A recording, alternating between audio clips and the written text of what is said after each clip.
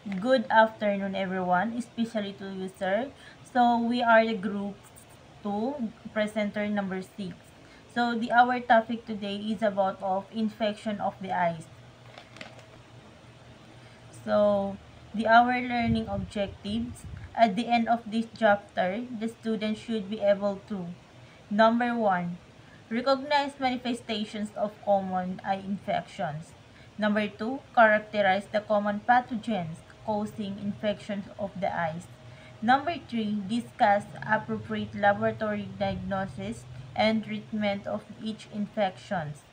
And number 4, proposed measure to prevent the development of eye infection. So, bacterial infection. Infections involving the eyes may be in form of: number 1, conjunctivitis, inflammation or infection involving the conjunctiva.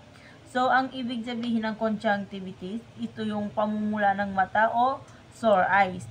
Ito ay pamamaga o infection sa conjunctiva, meaning to say, ang conjunctiva is ito po yung pink eye. It means ang malinaw part ng mata na tumatakip sa puti ng mata at sa loob ng talukap. So, ang symptom po nito is pamumula ng mata or yung makating mata. So, number 2, keratitis, inflammation or infection involving the cornea. So, ang keratitis, ito po ay pamamaga o infection ng cornea, ang malinaw na part ng mata sa harap na tinatamaan na ilaw. So, ito yung mata na kapag tinatama ng ilaw ay sumasakit. So, ang ibig sabihin po niyon is, yun yung tinatawag na keratitis. So, number 3, keratoconjunctivitis, inflammation of infection involving both the conjunctiva, the cornea, and eye infections may be caused by bacteria or viruses.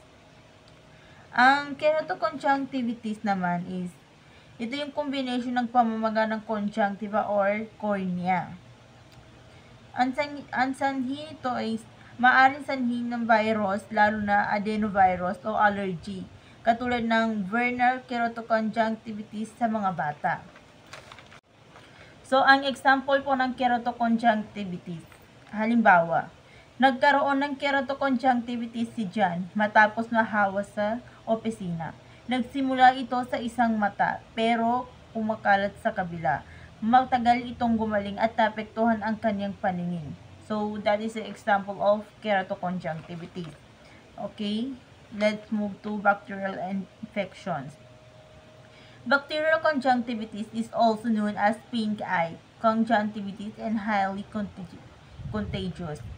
Ang bacterial conjunctivitis naman is, ito yung pink eye o pamumula ng mata. So, ito yung sanhi ng bacteria. So, and ito ay infection or conjunctiva na nagdudulot ng bacteria tulad ng Staphylococcus aureus.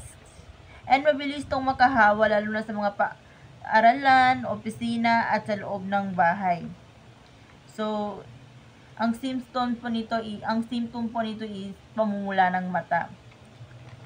So, next, the infection can be transmitted through, number 1, human to human. Transmission via contact with eye and respiratory discharge. So, sa human to human naman, kapag ang isang taong may infection ay nahawakan ang kanyang mata o umuubo, so nabugahan ka ng laway o sipon. So, pwede kang mahawak kung napunta sa iyong kamay. Ang halimbawa po nito is, naglaro si Julia at ang kanyang pinsan na may sore eyes. So, nahawakan ng pinsan niya ang kanyang mata, tapos hinawakan ang mukha ni Julia. Kinabukasan, nagkaroon din ng sore eyes si Julia. So, number 2, contaminated fingers. Sa contaminated fingers, kapag ang kamay ay nahawakan ang mata ng may infection o contaminated things, tapos hinawakan ang sariling mata. So, kapag kapag nakahawak ang kamay mo sa contaminated things, so meaning to say, wag mo talagang ilagay sa mata.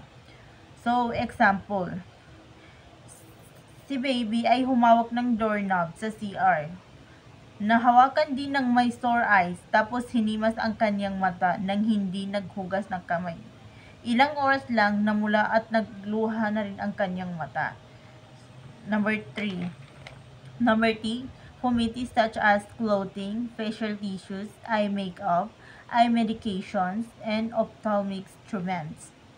Sa fumitives naman is ito yung mga bagay na pwedeng may bakterya. So tulad ng damit, panyo o tissue, eye makeup. Yung eye makeup tulad ng mascara, eyeliner.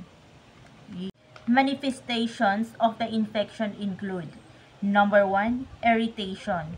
So, ang eye irritation is pangangati o pananakit ng mata.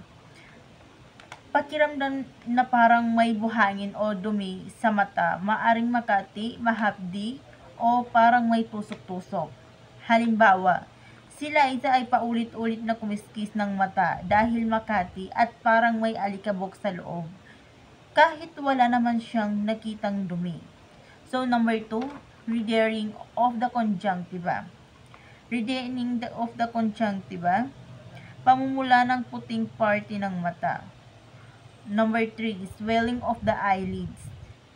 Swelling of the eyelids, pamamaga ng talukap ng mata. Halimbawa, pagkagising ni Sarah, hindi niya mabuksan ng maayos ang isang mata dahil namamaga na ang talukap at punong-puno ng muta. Number 4, mucopurulent discharge. Ang mucopurulent discharge, malapot o naninilaw na berde na discharge o muta. Number 5, sensitivity to light photophobia. Ang sensitivity to light photophobia o pananakit sa mata kapag may liwanag. Okay? Let's move on to etiologic agents.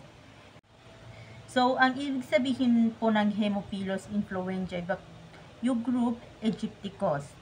So, ito po ay isang gram-negative na bacteria na may hugis rod o Coccobacillus short-rod-shaped. Isa ito sa mga sanhi ng matinding bacterial conjunctivitis, pamumula ng mata na may infection, sa karaniwang nangyari sa panahon ng tag-init.